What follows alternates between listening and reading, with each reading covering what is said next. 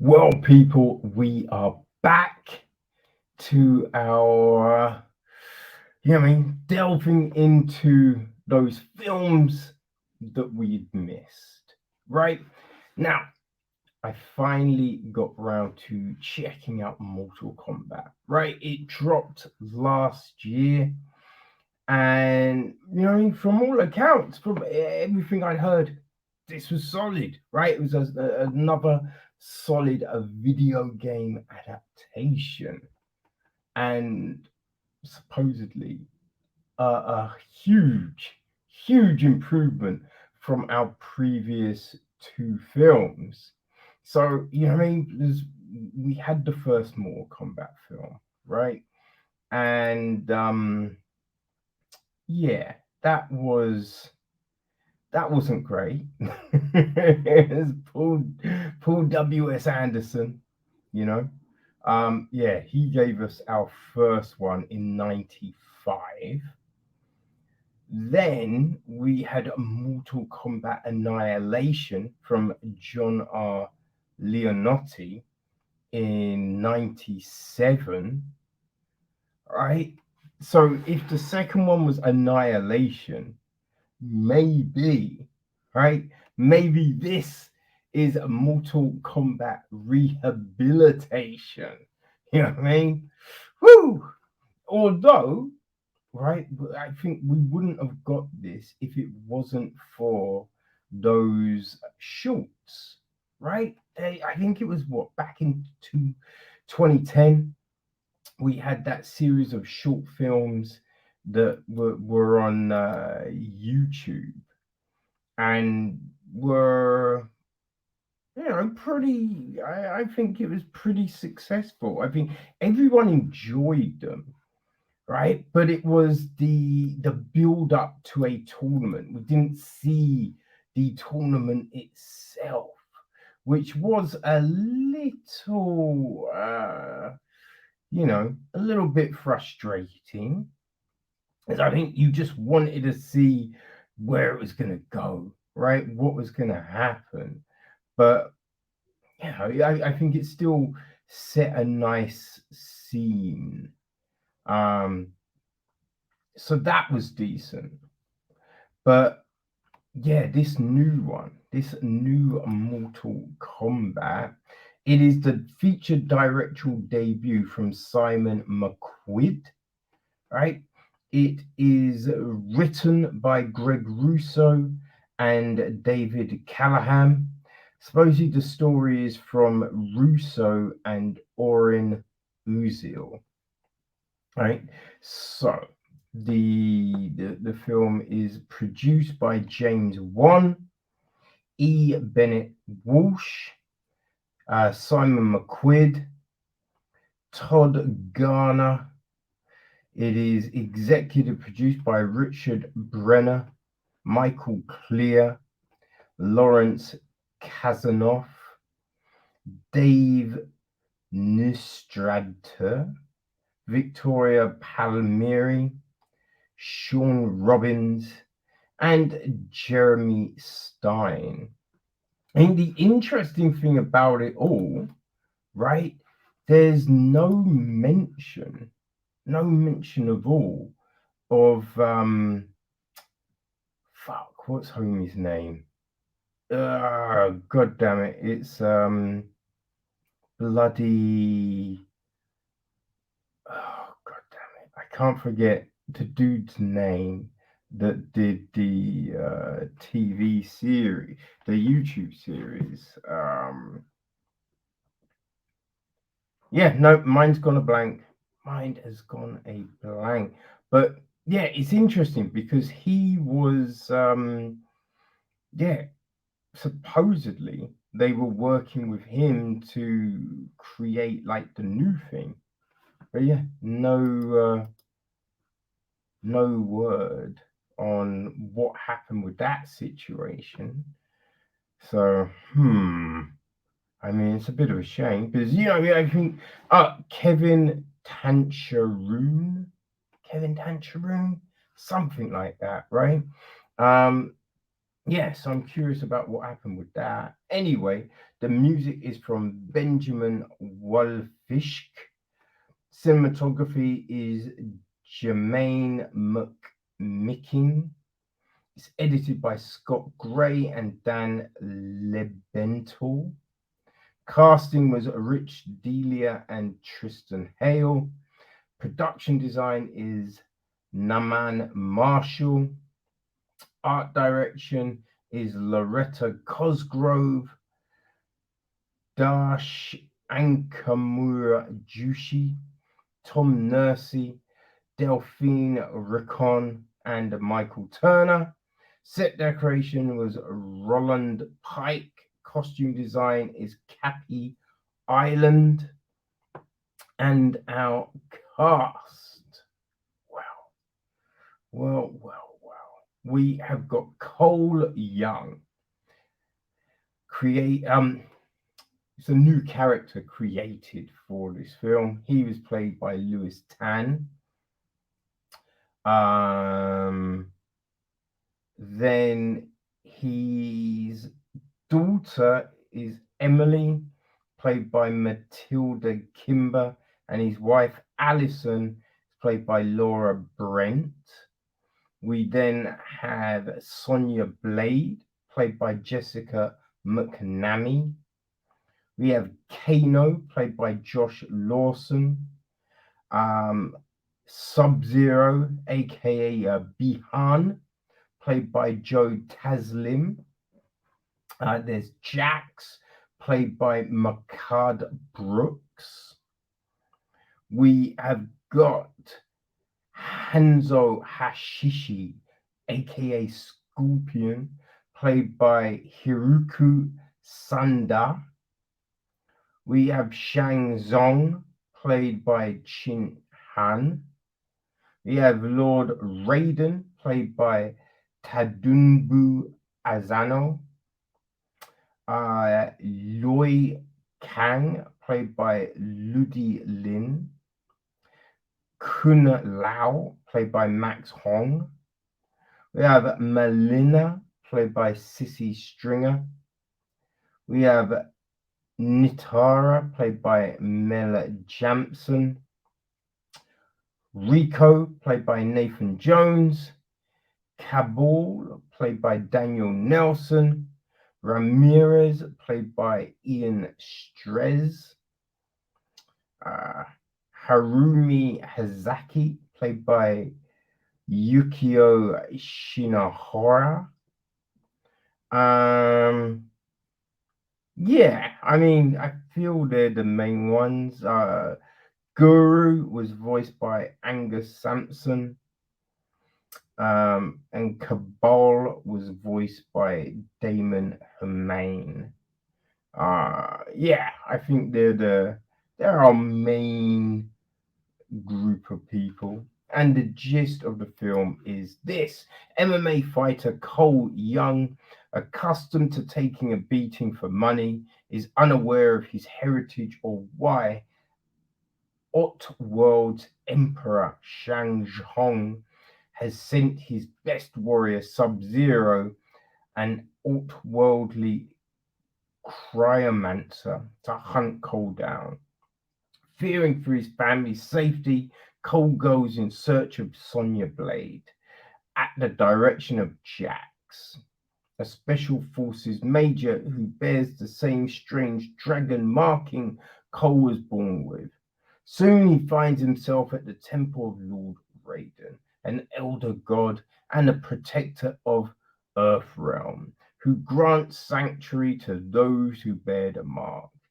Here, Cole trains with experienced warriors Loi Kung and Kung Lao, and rogue mercenary Kano, as he prepares to stand with Earth's greatest champions against the enemies of Outworld in a high-stakes battle for the universe.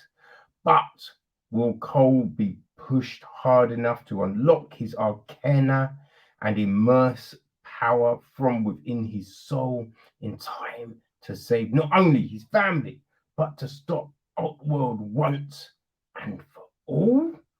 That's the question, people. That's the question. So yeah, we start off. Yeah, we see Cole, in a fight. We see uh the whole situation between Sub Zero and freak. Yeah, name's gonna blank. Scorpion. Let's just say that we see their initial fight and everything that goes down. Right. That was so. Is it subtitled? So the beginning, the first 10 minutes is subtitled, and it's it kind of in the snow. So you got this white text on a light background. Yeah, super great. I'm just like, Jesus Christ. I don't understand the numbnuts that really put this shit together, because anyone that looks at that and is like, yeah, that's clear. People will be able to read that. I don't know what's wrong with them. You know what I mean? They're a bunch of idiots. But yeah, so we have this opening scene, which, although I couldn't read anything that was happening, it's pretty simple to follow, right? Guy with family, leaves them to go get water.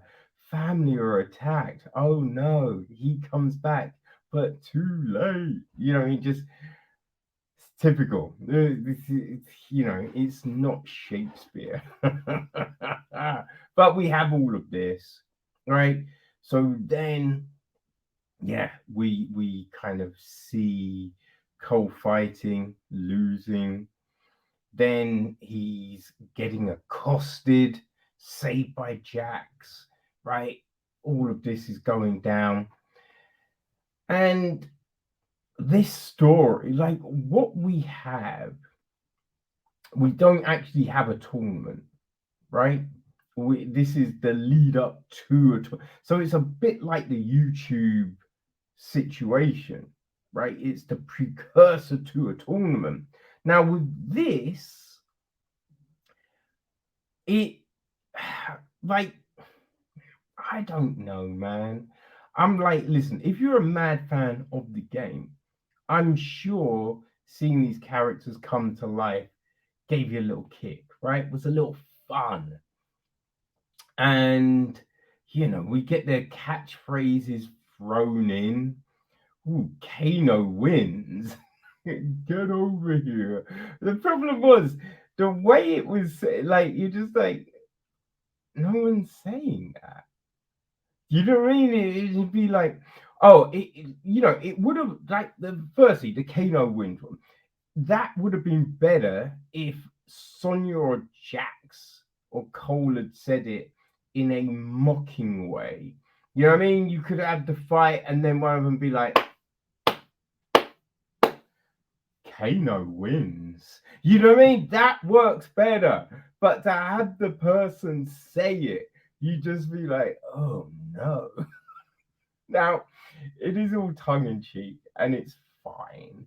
But I do kind of feel that some of that stuff, it could have been worked in better, right? There could have been a bit more finessing with it. So, although cheesy, you know what I mean, it just has a better feel. But so we get that. The weird thing for me though was the story, and I don't really feel this is a spoiler, right? We're told, because it might be part of the game, but supposedly the Outworld, and like Outworld, just Outworld, like, what are we doing here? Anyway, they've won 9 tournaments and they just need to win one more before, and then they get the Earth, which I don't like. That makes no real sense because Raiden and all of these other people. I mean, you'll be like, are you really from Earth? So why do you give a fuck? Yeah, I mean, like, it feels kind of similar to, Iron Fist. Now with Iron Fist, right? There's the equivalent in all of the realms, right? So you've got all of these realms, and they've all got their champions, and they come together for a tournament. That makes more sense as the kind of workings of a story. But this, it's just like, oh, we're taking control of the earth. Wouldn't it be? We'll take control of all the realms, or just some like. I feel you could have had a better anchor for the story. But the other thing that makes no sense to me here is, all right, they've won 9 of the tournaments. So it's kind of, you're looking at it like, oh, they've just owned it, right? They've been kicking everyone's ass. So you kind of think to yourself, why would you go through all of the rigmarole of this film when you just do the tournament and win again? Right? That's the one thing that doesn't make any, like, if you had talked about it and was like, oh man, we were hard pushed to win any of those tournaments. We had to cheat. What I mean? You'd be like, oh, okay, that makes. But otherwise, it's just like, why wouldn't you just wait for the tournament, right? Like, why don't you just wait and then you're fine, you know? Um, they do that thing, right? There's a point where they go to the desert, right, to look for Raiden's temple. Walking through the desert, no one is breaking a sweat. No one, like, all the way through. Like, Sonya's wearing the same garbs all the way through, which you kind of feel like, yo, kid. I mean, you busting a shower? Like, what's happening here? But yeah, wearing the same garbs all the way through. And the t-shirt is never ripped. It doesn't look dirty at the end or anything like that. There's some blood on her like face or arm or one of the things, right? But top all of that, absolutely fine. And it's just like, yo, you're fighting. You're gonna get sweaty, you're gonna get messy, you're gonna get dirty, but no one does. It's just, I don't know what it is. Maybe they got special clothing that repels all of that shit. But yeah, it was an odd one. Like the fights, some of the fights are done really well. Some of them are just a bit like, I don't know. I don't know. Right? I kind of feel, and I've said this so many times when it comes to fights, right? We know what fighting is. We know what it is. So you can't have like when Sonya fights, the dudes, and she's getting smashed in the face. You're like, yeah, that's gonna fuck you up, man. You know what I mean? There's no then being all clear, and because we know what fighting is. We watched, UFC, mixed martial arts, all of that jazz. Right? We can see how concussions work, right? All of that jazz. So yeah, some of the fights worked. Some of the fights were just kind of hokey. What was interesting was Cole, right? This new character they've thrown in there, MMA fighter, which does he really need to be an MMA? You know what I mean? Like MMA is popular, so they try and throw it in, but it doesn't really add anything to this story whatsoever. He could have been anything, a bare fist fight, like anything. But right, so let's just say, look, he's MMA, mixed martial arts. Now, towards the end of the film, he's using swords, and it's a bit like, you don't just pick up a sword and then become great. You know what I mean? It's a new weapon, right? There's a new fighting style. Chances are you're gonna stab yourself, But we don't see that. So you're like, huh? What? Yeah, that was weird. There are some weird choices, but listen, it is a mindless kind of film, you know, and that's not a knock, right? I'm saying it's a mindless film where if you don't want to think, you can throw it on and you can have some fun with it. I probably would have, gone. It could have been done a bit shorter than what it actually is, because this is, um, it's like just under 2 hours, right? Yeah, it's kind of long for what it is because it's just build up, right? It's just foreplay before we get a tournament, you know. So yeah, it could have been shorter, and it still would have been fine. But yeah, if you want something that's a little nostalgia, you love the games, love the games, then yeah, I think Mortal Kombat probably worked for you. It was probably a nice little jam. Um, it's not like we've seen better action films, but depending on what you're looking for coming into this, you know, then yeah, it will most likely work. Okay, so I mean, it's out. I watched it on Now TV. It's on Apple. It's on Prime. There's all manner of places you can watch it. I think you can buy it. There's probably a DVD. So yeah, people, if you want Mortal Kombat, get over here.